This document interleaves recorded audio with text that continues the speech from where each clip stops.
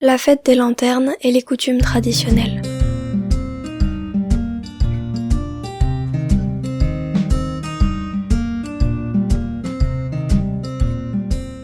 La fête des lanternes, également connue sous le nom de festival Changyuan, est la première nuit de pleine lune de la nouvelle année chinoise d'après le calendrier traditionnel, connu sous le nom de calendrier jaune, car il aurait été créé par l'empereur Jaune, le premier empereur de Chine.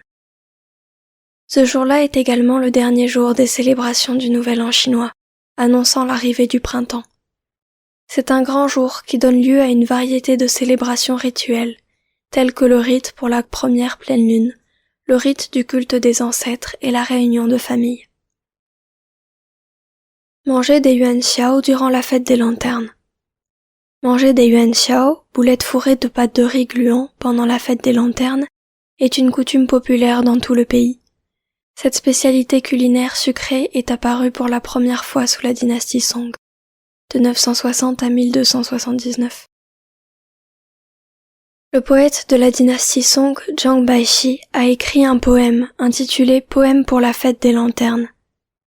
Les précieux invités lèvent le rideau pour contempler la grande rue de la ville impériale. Les trésors de la ville y viennent pour un certain temps. Ces trésors de la ville font référence au yuanxiao. Zhou Bida, un autre poète de la dynastie Song, a également écrit un poème relatif à la cuisson des yuanxiao. Cette nuit, quelle nuit sommes-nous? C'est le soir des retrouvailles. Le chef des sommeliers va à la rencontre d'anciennes saveurs. La cuisinière se surpasse en cuisine et dévoile son savoir-faire. Des étoiles sont visibles au travers des nuages et des perles flottent dans de l'eau farineuse. Ce poème est improvisé pour le Nouvel An, afin de mettre en valeur les traditions familiales qui perdurent. Les yuanxiao sont appelés aussi tangyuan, qui signifie littéralement rond dans la soupe. Ces boulettes sont fourrées au sucre blanc, à la rose, avec de la purée de graines de sésame, de la purée de haricots rouges sucrés, des noix, de la purée de jujube, etc. Ces boulettes de riz sont faites à base de farine de riz gluant. C'est le plus souvent une spécialité végétarienne sucrée, avec différentes saveurs. Ces boulettes, une fois fourrées, peuvent être cuites à la vapeur, frites ou bouillies dans de l'eau. On les sert le plus souvent flottant dans un bol d'eau bouillie, comme des lunes suspendues dans le ciel. Dans le ciel, il y a une lune pleine. Dans le bol, il y a des boules rondes, toutes deux signifiant les retrouvailles et le bonheur.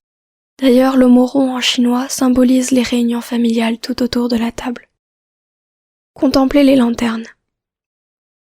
Pendant le règne de l'empereur Hanming de la dynastie Han, de 58 à 75 après Jésus-Christ, l'empereur prônait le bouddhisme venu d'Inde, alors qu'un moine chinois appelé Tsai Yin, revenu d'Inde après avoir obtenu les enseignements bouddhiques, expliqua que le 15e jour du premier mois en Inde, les moines se réunissaient pour vénérer les reliques du Bouddha, ce qui était un moment propice pour honorer le Bouddha.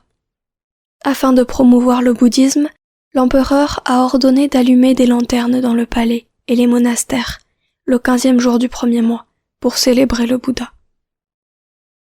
Depuis lors, la coutume d'accrocher des lanternes lors de la fête des lanternes s'est répandue dans toute la population. Elle n'était plus réservée qu'au palais de l'empereur. En d'autres termes, le 15e jour du premier mois, les nobles et les gens du commun se mirent tous à accrocher des lanternes, et les villes et les campagnes étaient éclairées toute la nuit. La coutume d'allumer des lanternes et de les accrocher durant la fête des lanternes s'est transformée en festival des lanternes de plusieurs jours, sans précédent sous la dynastie Tang. À cette époque, la capitale Chang'an était déjà la plus grande ville du monde, avec une population de plus d'1 million d'habitants, et sa société était prospère. Le poète Su Weidao de la dynastie Tang décrit cela dans son poème « La 15e nuit de la première lune ». Les branches sont couvertes de lanternes colorées et allumées. On dirait un arbre en feu et des petites fleurs d'argent. Le pont est plein de lumière. Les flammes et les lumières des lanternes ressemblent à des étoiles. Il n'y a plus de couvre-feu la nuit et les gens peuvent en profiter. Les gens qui regardent les lumières sont nombreux, comme les montagnes et la mer immense, alors que les lumières brillantes éblouissent les étoiles dans le ciel. Marcher contre les 100 maladies. En plus des célébrations, il existe aussi une autre coutume populaire, qui consiste à marcher sur le pont, aussi appelé marcher contre les 100 maladies, tuer les 100 maladies ou disperser les 100 maladies. Les gens marchent par deux ou en groupe, soit pour traverser le pont, soit pour se diriger vers la banlieue. Le but est de chasser les maladies et d'éloigner les catastrophes. La médecine chinoise estime que le printemps est le moment où tout naît. C'est le meilleur moment pour restaurer la vitalité du corps. Profiter de cette période pour marcher à l'extérieur, pour se balader sur le pont, pourrait contribuer à revivifier les méridiens du corps, étirer les muscles et les os, ainsi qu'améliorer le métabolisme.